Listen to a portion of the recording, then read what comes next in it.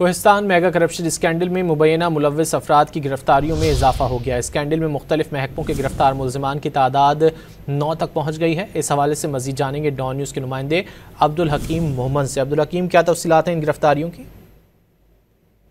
NAB Khyber Pakhtunkhwa کی جانب سے جب سے کوہستان میگا کرپشن 36 ارب روپے کا تحقیقات شروع کیا گیا ہے، تو اب تک ٹوٹل 9 مختلف محکموں کے اعلیٰ حکام کو گرفتار کر لیا گیا ہے، اور آج بھی کوہستان میں ایک اہم گرفتاری ہوئی ہے۔